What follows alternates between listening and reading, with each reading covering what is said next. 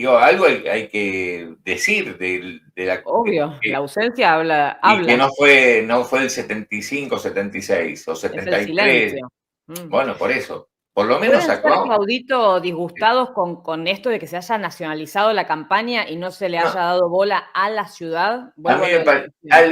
algo de eso hay. Acá yo coincido con alguien que dijo como que no había, pero que no se entendía que había que votar. Yo entiendo eso, ¿viste? Porque digo, por acá fue una elección a los antiguos concejales, que ahora son legisladores de la ciudad, Ujú. viste, los concejales que eran, nadie le daba bola, justamente en aquel momento siempre estuvo No sabes los tenida nombres. de denuncias de corrupción los viejos concejales, ¿no? Entonces, era votar como los antiguos concejales, que ahora son los legisladores. Entonces, pero a su vez estaba todo nacionalizado. Acá está, Antonio dice, ¿ves? No había propuesta para la ciudad, no se entendía que estábamos votando. Yo Claro. coincido con este mensaje. Mm. No se entendía, entonces El tengo debate familiares que me fue, decían, el sí, debate fue una clara imagen de esto que está diciendo Antonio, que venimos diciendo. Era un sí, debate casi, no sé, presidencial. sí, Nada, de la ciudad Sí, sí. nada. O muy claro, por poco, eso, de los más chiquitos. sí, por eso, yo creo que es una mezcla de todo, pero con lo que yo me quedo es, estamos ante un fenómeno novedoso revolucionario que empezó en el 23 y que ayer, para mi gusto, tuvo su primera revalidación, digamos, confirmación. Es algo nuevo. O sea, lo que estamos viendo políticamente es algo nuevo. Y ese algo nuevo está liderado por Milei.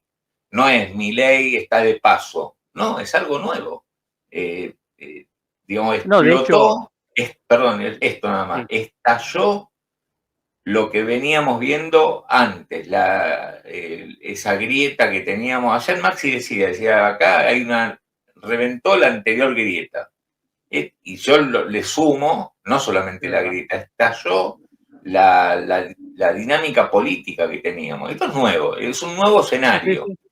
Sí, sí, ¿Entendés? totalmente. Eso. Y viste, acordate, perdón, esto último, acabo de acordar, aquel exfuncionario de Alberto, del peronismo, no me acuerdo el nombre, no me quiero detener eso porque todos se van a acordar, comiendo pochoclos, ¿se acuerdan?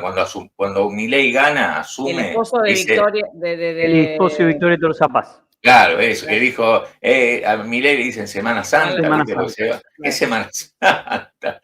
¿Entendés? Eso es lo que digo. Mirá la lectura aquella lectura equivocada, de que tenían muchos, yo incluso creo que el peronismo estaba esperando que a Milei, después de las vacaciones del 24, y bueno, salga la gente a la calle Pepe a Albizu. decirle el ajuste no, Exacto, exacto. Sí, ¿entendés? sí, había una expectativa sobre la tolerancia al ajuste. Primero, voy a decir una cuestión. El gran ganador me parece que no, el número uno de los ganadores ni siquiera es Adorni, es Milei. ¿Por Claro, qué? totalmente. Porque Adorni no medía, se puso la campaña al hombro Milei, porque le puso el cuerpo a la campaña, salió con todo a Sí, meterle y lo convirtió en el ganador, porque las encuestas 2 semanas antes le estaban dando ganador a Santoro. Milei se pone la campaña al hombro con todo el riesgo que eso significa, ¿no? Porque es asumir un riesgo importante, pero bueno, para eso está ahí, ¿no? También, ¿no? sí, Para ponerle el cuerpo a la situación. Salió, jugó y ganó la elección Milei, porque la sí. ganó de manera contundente digamos, para todo lo que estábamos analizando, que era lo que podía ocurrir, fue una sorpresa. ¿Por qué? Porque todas las encuestas marcaban algo distinto, marcaban que la pelea estaba con el PRO palo a palo, Claro, y no efectivamente. solo le ganó al PRO y le ganó a Santoro, que podríamos decir que es la expresión del peronismo en la ciudad. Sí. Entonces, gana Milei de manera contundente y le gana y le licúa completamente la posición al PRO que gobierna la ciudad. Digamos, Sí, es sí, sí. tremendo, Eso es digamos, lo para que el me ocurre. PRO. Para el PRO Eh, es Por eso voy a hacer contra todo pronóstico. la comparación que hacía Claudito hace un minuto, digamos, siendo oficialismo y gestionando la ciudad con todo el aparato, 16% versus el 8% de la reta, es como que te queda como que decís, ¿Cómo puede No, no, ser? Pero bueno. Sí. fue una paliza para mí de Milei al PRO, me parece que fue contundente. Y también que le gane a Santoro, que todas las encuestas lo daban como que era el ganador en la Sí, ciudad, sí. me parece Mira, ahora te voy a contundente. contar una Contundente. información que el Ahora, sábado me contaba. espera, Espera un cachito. Ahora me voy a sí, meter con esto, con lo que dice sí, Edgardo, que dice el pero riesgo país rumbo a los 600 hoy. Ahora te voy a mostrar cómo abrieron o cómo están operando los bonos argentinos. ¿Pero qué ibas a decir vos? no, que en segundo lugar, no es digamos, el segundo ganador no es Santoro, es el voto, digamos, la gente que no fue a votar. Porque si Claro, vos me claro. decís que votó el 50 y históricamente vota el 80, hubo un 30% de gente No, que está, vota 70, 73. No, 80. bueno, que está enojado con todo el mundo. No, claro, claro. Bueno, Hay por un eso. grupo ahí que está enojado con todo el mundo y eso hay que prestarle mucha Inclusive, atención. por eso, yo no digo que no me atrevo a decir que está enojado con Milei, no hay ningún dato que me diga eso, pero sí puedo decir que no enamora a Milei, porque si enamorase Claro, Milei, lo hubiesen ido a bancar, porque sí, Milei proponía eso, decía Dorni es Milei, bánquenme, claro. Milei nacionalizó la campaña. Un encuestador me dijo el sábado, de los más respetados, el 1 está, el 1 y el 4, puesto 1 y puesto 4 están seguros. El 1 y el 4. El 1 Santoro, el 4 Rodríguez Larreta. En disputa está el 2 y el 3. Bueno, no, el 2 y el 3 era entre Milei, entre Claro, la Libertad Adorni y los Penatos. Bueno, fíjate, claro. ¿no? O sea, pero bueno, eso es lo que se preveía en la mínima. Mirá los bonos, como están operando arriba, son los de arriba, son los que están en verde, son los bonos argentinos, en los futuros en Wall Street. Abajo en rojo es el resto ves que están los bonos de Brasil, Ecuatoriano, los sí, de Chile, porque es un día en rojo, que vos vas a hablar de eso, me parece, exacto. en el mundo. Nosotros nos despegamos, o sea, vos fijate, ¿no? Quien acá decía el riesgo país, la próxima escala en 600 puntos en el mercado están viendo eso, que el riesgo país que ya estaban 660, 650 y Exacto. pico el viernes, que puede bajar rápidamente al nivel de 600 con la mira en si llega a lo que vos siempre decís, Batista, ¿no? El gobierno necesita que baje a 500 y más abajo también. Sí, Pero bueno, totalmente. este es el dato del momento. Bonos argentinos en verde, mientras todo el resto está en rojo, ¿ven? Exacto, porque ahí hay una divergencia entre los bonos del resto del mundo, fundamentalmente que acá estamos mirando Ecuador, México, Brasil, Chile y Colombia y Argentina en verde. ¿Por qué Argentina en verde? Porque lo que ocurrió, yo siempre, viste que la semana pasada decíamos, si la elección está en el marco de lo que las encuestas esperan, que era lo que vos estabas comentando, primer lugar Santoro, segundo lugar Adorni, ganándole, habría que ver cuánto le gana Adorni a los Penato, y cuarto lugar Larreta. No lo va a tomar ni para bien ni para mal el mercado, va a decir, bueno, la elección importante es la de octubre. Ahora, si ocurre una sorpresa, y decíamos, ¿cuál es la sorpresa? Bueno, o que Adorni pierda con los Penato o que Adorni gane la elección, cosa que Sí. ocurrió. Bueno, eso no está apreciado en el mercado, por lo tanto, la baja del riesgo país puede ser fuerte hoy y hay que monitorearla porque es un driver muy importante, el driver electoral, porque el riesgo país se compone de que hagas las cosas bien, superávit fiscal, que baje la inflación, que puedas acumular dólares dentro del Banco Central, y por el otro lado, el elemento muy importante dentro de la composición de la baja del riesgo país es el electoral, el driver electoral. Y me parece que esta elección que fue contundente y que fue, digamos, todo el mercado hoy está leyendo, vos mirabas los búnkers nomás, Milei corriendo de un lado para el otro, festejando, y Santoro ni siquiera fue al búnker. Y Macri en un medio de comunicación un poco diciendo, bueno, está bien, perdimos, no siempre podemos ganar. Vos te das cuenta, la cara de cada uno, decís, bueno, la sensación y el termómetro que hoy tiene el mercado es un apoyo contundente al gobierno de Javier Milei en la ciudad de Buenos Aires, y sorpresivo, por lo que decíamos antes, ¿no? Un escenario que tenía un candidato de derecha o una candidata de derecha para votar, que gobiernan paradójicamente la ciudad y que quedaron en tercer lugar, ¿no? Entonces, Sí, sí, sí. Y lo que también ve el mercado es que se realinea todo el voto y que hacia la Libertad Avanza se empieza a realinear sin ni siquiera que lleguen a acuerdos. Parecería que el PRO va a entrar en una situación de licuación de sus votos porque no lo representa como lo representa, a ese votante no lo representa como lo representa la Libertad Avanza. Entonces, hay una migración muy fuerte del votante PRO hacia, y se puede profundizar fuerte de acá a octubre, con acuerdos o sin acuerdos. Me parece que el PRO está en una situación compleja y delicada. Sí, bueno, Adorni lo resumió muy bien anoche cuando dijo en un momento, cuando habla ante el triunfo, que era una elección donde se elegía entre dos modelos, o sea, esto que venimos diciendo, Claro. kirchnerismo, anti-kirchnerismo. Cambia y ya ahora es kirchnerismo, la Libertad Avanza. Entonces, y ahí también Santoro no podía estar acompañado, digamos, hablamos de la nacionalización, ¿no? Entonces Adorni acompañado por Milei, los Penato, Macri, y Santoro. Claro, esa mirada es muy buena. ¿Qué figuras muy buena. nacionales tenía? No sé, ¿no?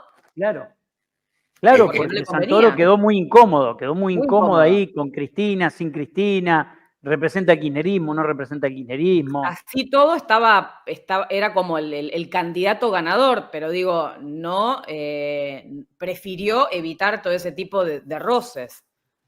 Exacto. Escúchame, entonces para vos es, Batista, en este contexto que estamos viviendo, político, después de lo de anoche, ¿ves muy probable, más o menos probable, digamos, ¿qué vamos a ver inmediatamente? ¿Una baja del riesgo país? Digamos, hablarle a tantos que están escuchando en este momento y decir, bueno, a ver, ganó Milei, listo, ¿cómo esto impacta en principio en los mercados? En riesgo país, el tema dinámica cambiaria. A ver, empecemos por ahí, te voy a mostrar qué está pasando en el mundo ahora, que está todo podrido, hermano. Sí, bueno, hay un... Vamos... Acá ves Aguante Barenboim, te dice todo en verde hoy, que es lo que yo te mostré acá, ¿eh? Todo en verde hoy, lo argentino. Pero hay un problema, digamos. Pero pará, no me hables del problema, porque acaba de ganar Milei, que Cristalina te mandó a votar bien. Déjame abrir el paraguas, ¿por qué? Porque uno dice, esto debería ser, no está apreciado en los bonos, no está apreciado en las acciones, esta victoria contundente del gobierno, por lo tanto, debería ser muy positivo una baja fuerte del riesgo país, probablemente a la zona de 600 puntos, está bien. No digo hoy, pero en estos 2 o 3 días, y fuerte suban los bonos y fuerte suban las acciones, más allá de que es una elección de un lugar, la elección grande se juega en octubre, me parece que es un primer copetín bastante fuerte, una entrada bastante fuerte, podríamos decirlo, ¿no? Para lo que va a ser el plato principal que va a ser en octubre. Ahora, dicho esto, desde el punto de vista de los drivers del mercado, hay que poner sobre la mesa algo que ocurrió el viernes a la tarde. A ver, sí. Que es la placa que le pasé a Cata, donde habló de lo de Moody's, ¿no? Lo que ocurrió el viernes a la tarde no es... El masazo de Moody's. Ahí está. Que le bajó la calificación a la deuda estadounidense y es... perdón, saqué la placa, ahora la vuelvo, está haciendo esto que tenemos caída justamente en los futuros en Wall Street, caídas, suba ahí no se termina de ver, pero el riesgo del miedo, el índice del miedo está subiendo 4%, pero todo el resto en rojo, y está haciendo esto. Mirá vos lo que está subiendo la tasa de interés a 30 años Ahí está el tema. Ahí está el tema, por eso es un quilombo esto. Esto está pasando ahora. Esto está pasando ahora. Bueno. Si bien Standard & Poor's y Fitch le habían ya bajado la calificación de riesgo a los bonos del Tesoro de Estados Unidos, bueno, ahora se lo baja Moody's. La calidad que tenían los bonos del Tesoro de Estados Unidos era AAA, por lo tanto era calidad óptima. Ahora lo bajó, la máxima calidad. Ahora lo bajó de calidad óptima a calidad alta. Y ahora, vieron ahí que está en rojo, la calidad alta, dice AA1. Bueno, esa es la calificación que le da Moody's a la deuda del Tesoro de Estados Unidos, diciendo que los contratiempos fiscales que tiene la economía norteamericana, que el rumbo económico y que ven que Trump no va a contribuir a corregir estos desequilibrios, en consecuencia, o no le tienen fe que va a corregir estos desequilibrios, en consecuencia la calidad es alta, es AA más 1. Entonces, esto tiene un problema porque tengamos en cuenta que los principales fondos de inversión solo invierten en, digamos, tienen un reglamento y en ese reglamento tienen que tener X cantidad de bonos AAA, X cantidad de bonos alto, otra cantidad de bonos buenos, otra satisfactorio, otro cuestionable, y hay un poquitito de cada uno pueden tener y el porcentaje que pueden tener de cada uno varía en función de la calidad de los bonos. Pero hago otra aclaración acá. Como Standard & Poor's y Fitch ya le habían bajado la calificación a la nota de deuda de Estados Unidos, entonces los fondos ya modificaron sus reglamentos internos para poder comprar y sumar más cantidad de bonos calidad alta. Por lo tanto, el impacto no debería ser tan fuerte como si no hubieran modificado sus reglamentos de composición los fondos. No obstante, esto es un tema muy importante a prestarle mucha atención porque sube la tasa de interés de los bonos del Tesoro de Estados Unidos y porque eso empuja más arriba los niveles a los cuales nos podemos endeudar, si esto se sostiene de largo plazo. Vamos a ver cómo reacciona el mercado. Lo cierto es que fue un masazo el viernes a la tarde para el mercado, bueno, la modificación de la calificación de deuda, ¿no? Pero lo que hoy estamos viendo justamente como todo colorado en los mercados, en la previa, digamos, en Estados Unidos, por esto que vos estás contando, el masazo, en Argentina pasa esto, en verde, y nada, eso es Argentina despegándose, pero positivamente, por ahora, de lo que es el mercado global, con el horizonte de una baja del riesgo país, que es lo que necesita el gobierno, digamos, para retroalimentar esta dinámica económica, a un nivel de 600 puntos en primera instancia, o un nivel, digamos así, un nivel parecido al que teníamos en enero, ¿no? Esta sería la primera escala, que son aquellos 560 puntos, con el horizonte en 400, 500. El asunto es, la pregunta que te hago es esto que estamos viendo a nivel internacional hoy, que vos recién lo insinuabas, ¿le puede embarrar un poco la cancha a esa expectativa del gobierno? No, que recordemos, el gobierno se está jugando a no juntar reservas porque no quiere que el dólar, en todo caso, no quiere emitir, no quiere que el dólar se vaya más arriba de la banda, al contrario, está haciendo todo para que el dólar se estabilice por acá o incluso baje un poco. Digamos, ¿esa estrategia se la puede embarrar este escenario global o esto que estamos viendo hoy en Estados Unidos es de hoy y mañana contamos otro cuento?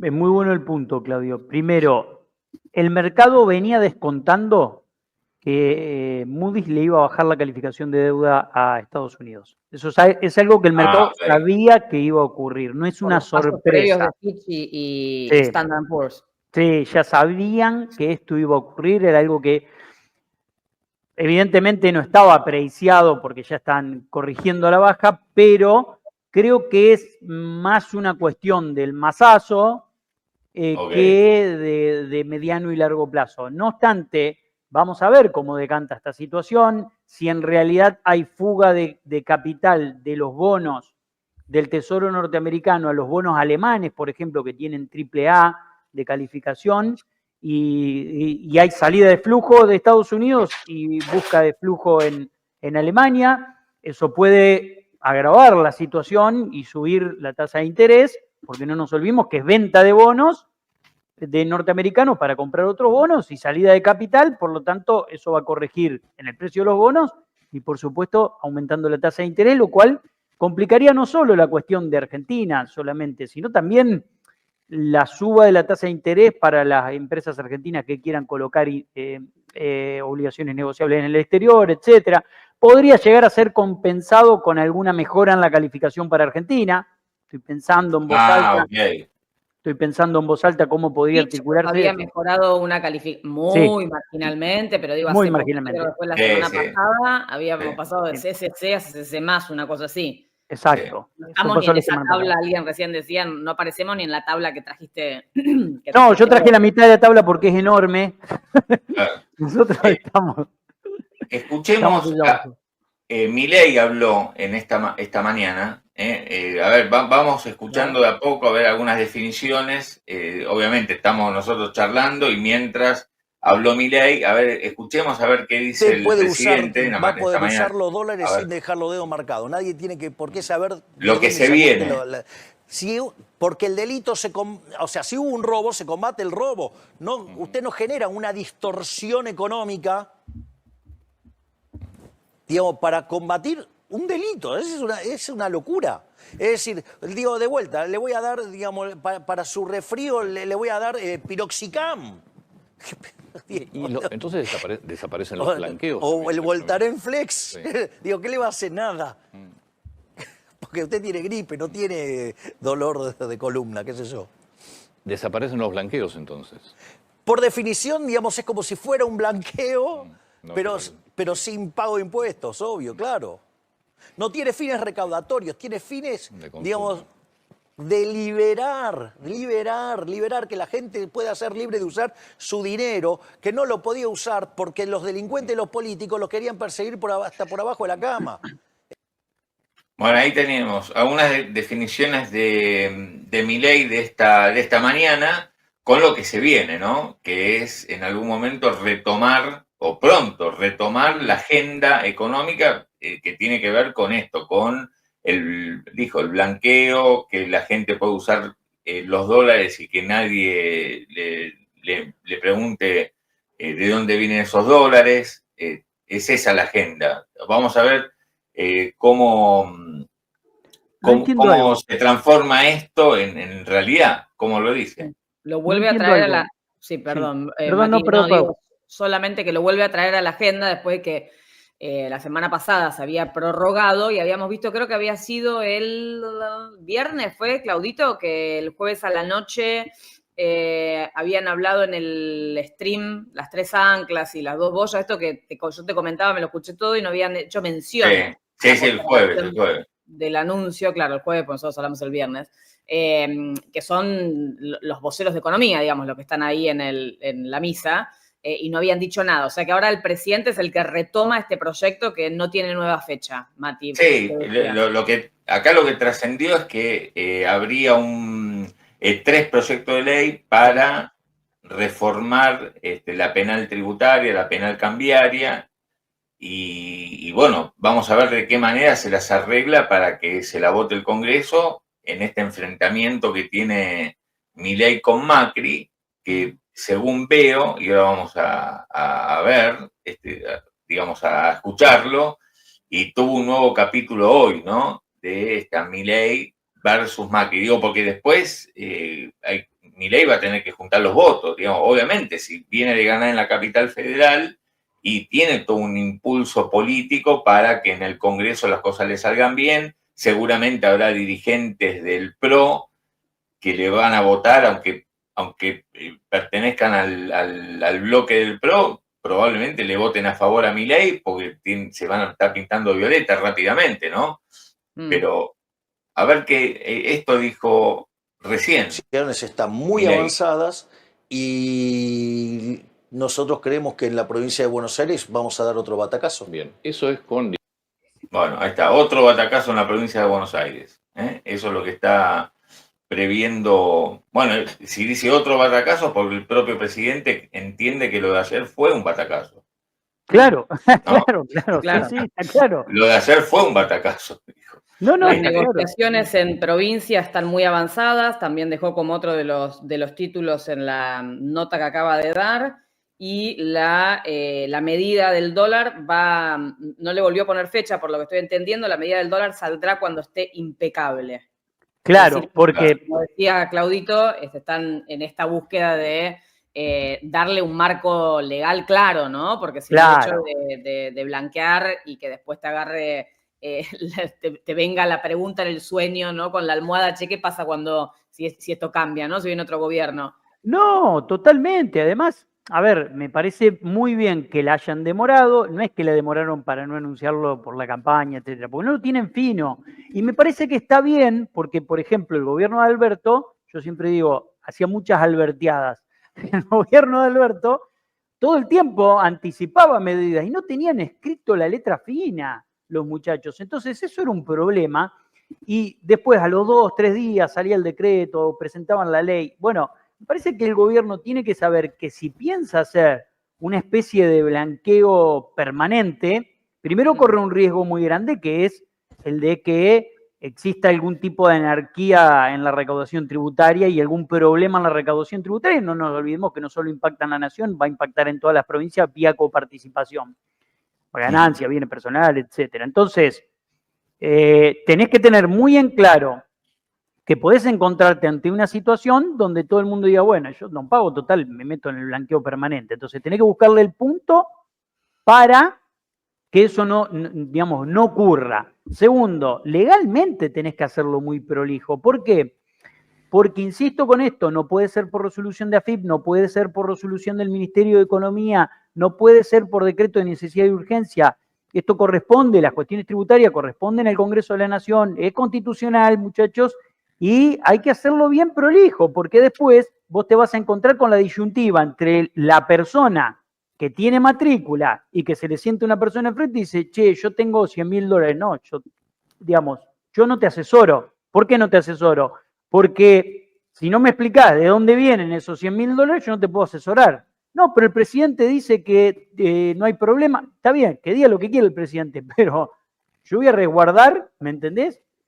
Mi prontuario. No me voy a meter en un quilombo para que después venga un gobierno, investigue para atrás y diga, che, usted no le pidió a esa persona el origen de fondos, como lo dice el GAFI o como lo dice y como lo exige la UIF. Entonces, esos aspectos son muy importantes tenerlos en cuenta porque después te encontrás ante situaciones, viste, donde podés incluso ser cuestionado desde el punto de vista penal. Entonces, bueno, hay que ser muy prolijos en esas cosas. Sí, sí. Batista, ¿qué es esto que trajiste? No, eso es otra cosa, lo que hablamos el otro día. Está bien, pero traje un segundo gráfico de la utilización. Sí. Un dato que a mí me preocupa, es que hay una divergencia muy grande entre el EMAE y la utilización de la capacidad instalada. Vos fíjate, la utilización de la capacidad instalada, el gobierno viene hablando de que el EMAE está en máximo histórico, y vos decís, che, ¿y la utilización de la capacidad instalada por qué está en 54? Si vos vas para atrás decís, marzo del 2024 estuvo por debajo, y después tenés que irte a junio en la etapa de la pandemia. Entonces, hay una cuestión ahí a observar por parte del gobierno que la utilización de la capacidad instalada en la industria está cayendo fuerte y está en niveles delicados. Entonces, la discursiva de que la economía está recuperando y que este año vamos a crecer, va de la mano, ¿con qué? Y va de la mano con el crecimiento económico que puede tener la Argentina en energía, en minería, en agro, etc. Ahora, no quiere decir eso que se traduzca en crecimiento económico industrial, en crecimiento económico en puestos de trabajo y mejora del bienestar general del 50% de la población, que es el asalariado. Entonces, veo acá una cuestión que me preocupa y que el gobierno debería observar qué es lo que está pasando, por qué la utilización de la capacidad instalada está en este valor. Es un valor de crisis. Graves, de crisis. En ese último informe habíamos visto con Claudito que solamente 4 sectores estaban por encima del promedio, por encima del nivel general, quiero decir, de capacidad instalada. El resto estaban por debajo, y recuerdo la industria textil, última a la derecha, con el 40% de capacidad instalada, lo que marca, digamos, la necesidad de muchas industrias de encontrar la salida, de reconvertirse frente a un consumo que está retraído y a cambios en la política, ¿no? En la política económica, en la capacidad de... Por ahora... esto tendrá que ver con... Perdón, Claudio. ¿Esto tendrá que ver con la apertura importadora? Yo creo que sí. Y en textil, supongo.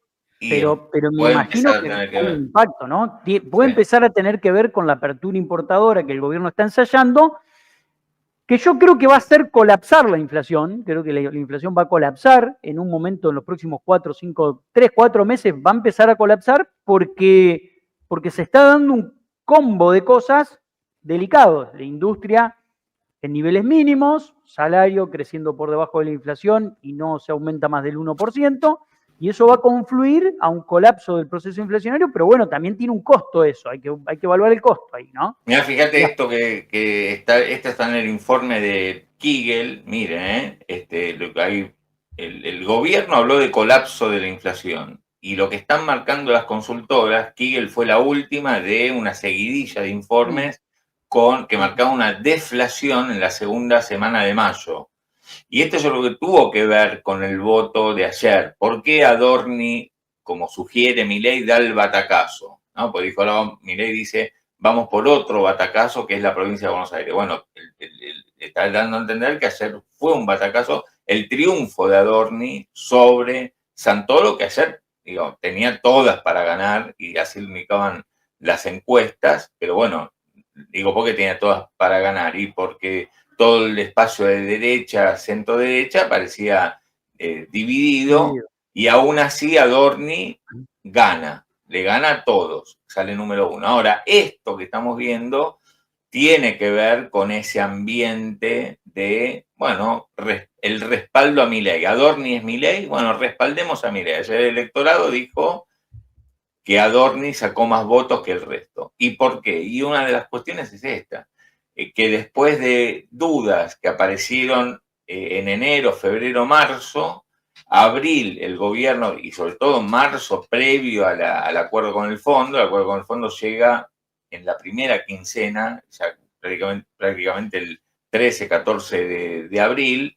Hasta ese momento había dudas de cómo iba a seguir el dólar y la inflación, hubo aumentos de precios, y a partir de, fíjense, ¿no? A partir de que se conoce el acuerdo con el fondo y que el gobierno logra que eso no se traduzca en un salto cambiario disruptivo, quitando, digamos, del medio todas las dudas que existían de si el dólar se iba a ir a 1.300 mangos, que eran los análisis que no solamente podían hacer los economistas, sino que era el análisis que hacían las formadoras de precios, la fábrica, la industria. Por eso aumentaban los precios, porque decían, y el dólar se va a 1.300 mangos, y no se fue a 1.300, se fue a 1.100 y algo, ¿no? Entonces, fíjense lo que está pasando con la inflación en el semanal, y en esto, por eso yo pongo Kigel porque fue el último que publicó, pero todos, LSG, EcoGo, Ferreres, están marcando que, por ejemplo, la primera semana de mayo dio 0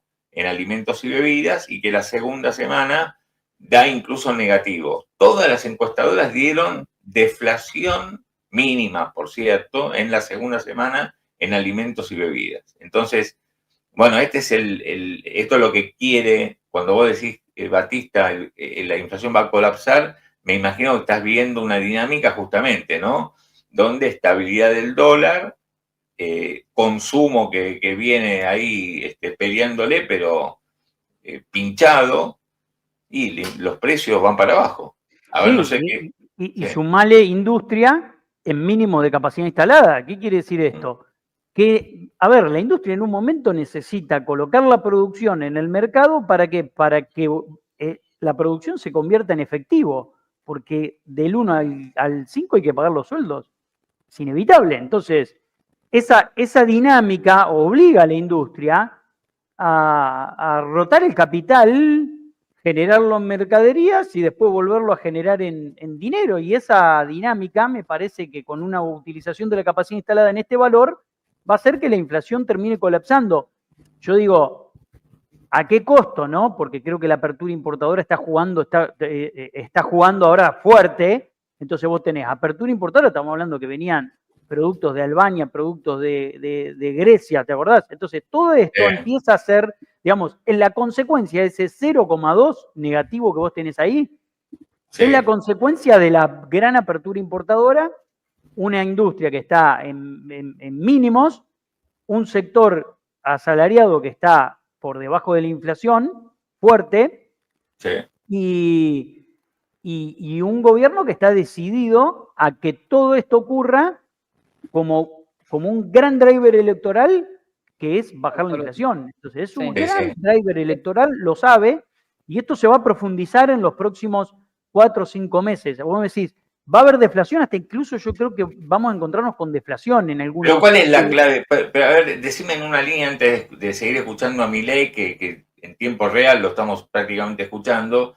Decir cuál es la clave para vos de por qué vos decís, sí, es como dice el gobierno, la inflación va a colapsar tanto que vos no estás descartando que tengamos en algún momento deflación como la que estuvimos viendo en alimentos y bebidas la semana pasada. Y si vos no autorizás aumentos salariales por arriba del 1%, con una inflación núcleo que viene al 3,2%, es lógico que eso va a decantar en una caída en el consumo, en una caída en la producción y en un momento en donde vas a tener que liquidar stocks. Entonces, esa dinámica es una dinámica que es inevitable.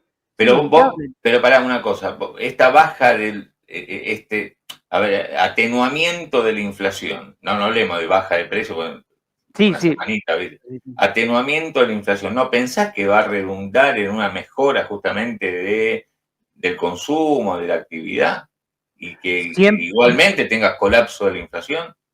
Siempre y cuando vos vas a tener una mejora en el consumo y una mejora en la actividad, siempre y cuando el salario tenga poder de compra. Hoy vos tenés un salario que hay un grupo enorme de la población que llega del 1 al 20 y del 20 al 30 tarjetea, y hay otro que llega con lo justo al 30. Entonces, si vos tenés una dinámica, pues la dinámica arrancó agresiva este año. ¿En qué sentido?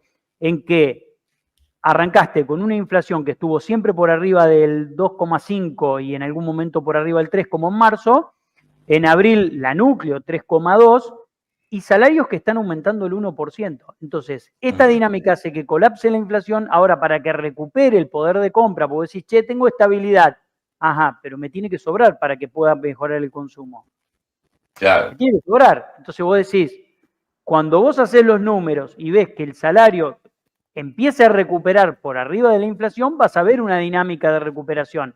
Pero como el gobierno tiene como ancla antiinflacionaria que el salario esté por debajo de la inflación, te vas a encontrar con una baja inercial de la inflación hasta un momento en el cual, por el propio peso de la falta de crecimiento, de la falta de ventas, empiecen a bajar los precios, como está viendo, una situación en donde te empieza a bajar el precio, como ocurrió esta semana, y vas a tener quizás deflación en algunos rubros. Pero eso no va a redundar en un aumento del consumo. El aumento del consumo no redunda, no se va a producir porque la inflación baja del 1,5. Si los salarios siguen al 1%, es difícil que vos tengas una recuperación del consumo.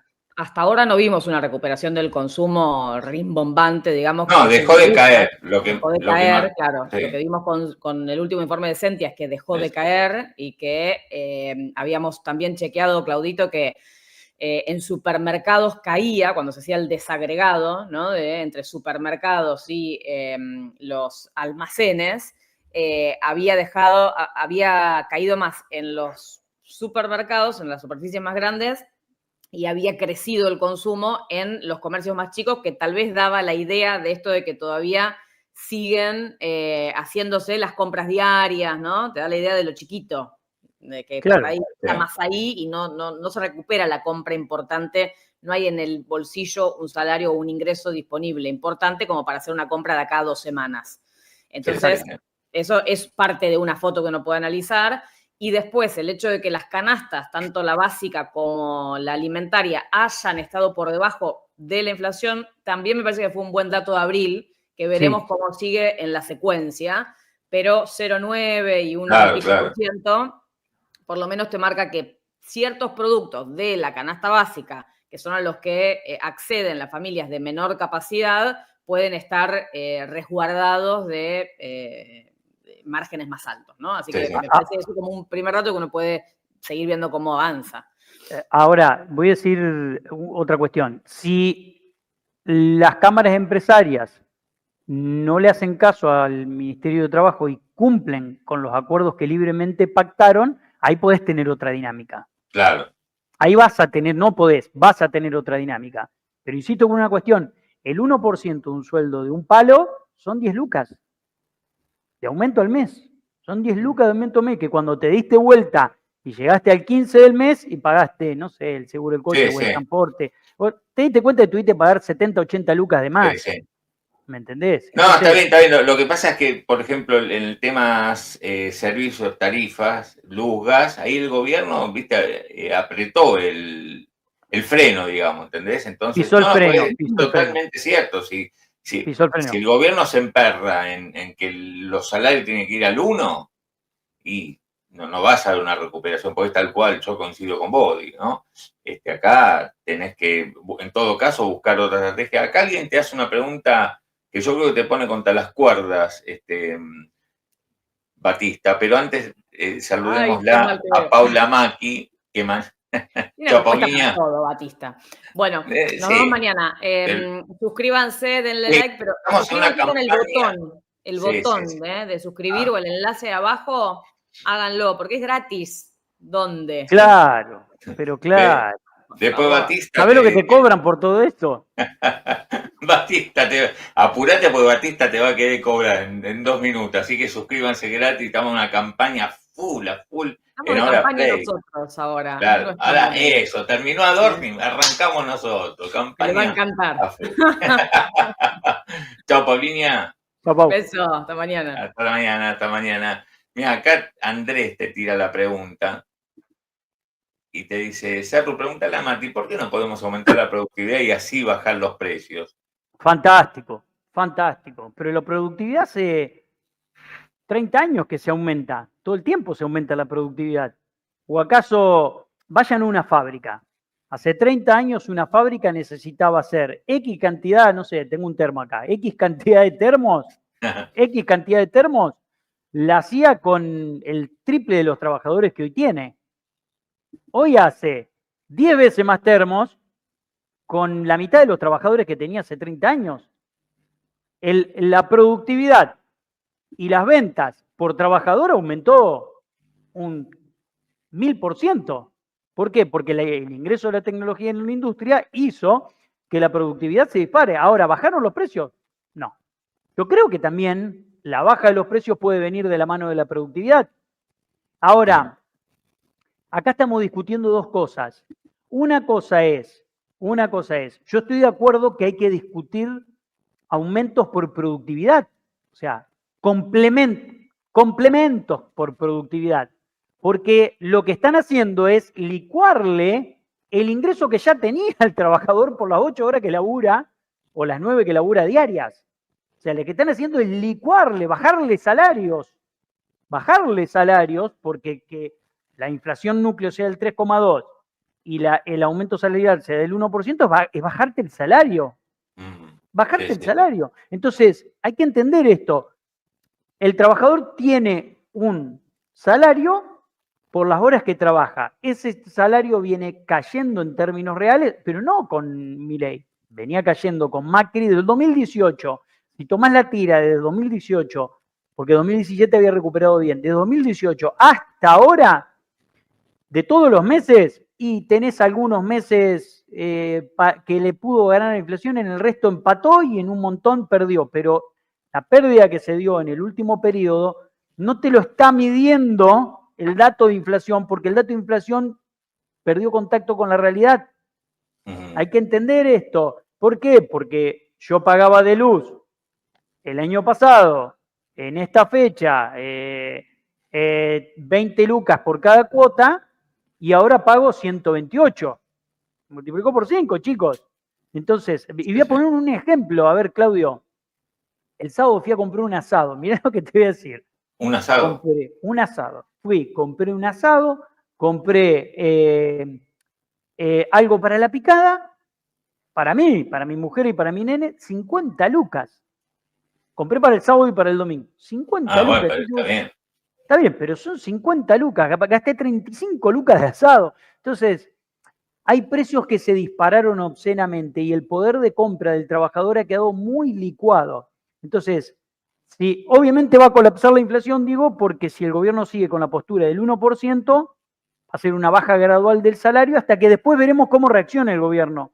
¿En qué sentido? Sí. Si la inflación se ubica en el 1, ¿qué pasa con los salarios? ¿Se van a negociar al 0,5? O quizás el gobierno dice, bueno, ahora arranca la recuperación, porque esa era la promesa. Entonces, la dinámica de la economía va a ir recuperando en la medida en la que eso ocurra, en la que el salario empiece a recuperar por arriba de la inflación. Pero quizás el gobierno está entendiendo una dinámica electoral distinta. ¿Y qué es lo que entiende el gobierno? Dice, mira, a mí no me interesa ganar votos en ese sector, sé que los tengo técnicamente quizás perdidos, me interesa ganar votos en otros sectores. ¿Cuáles son los sectores? Bueno, que la gente puede irse de vacaciones con un dólar barato, que la gente pueda acumular, la clase media puede acumular dólares a un precio barato y esa es mi driver político, quizás. Sí. Mira, acá, y todos valoren que bajó la inflación.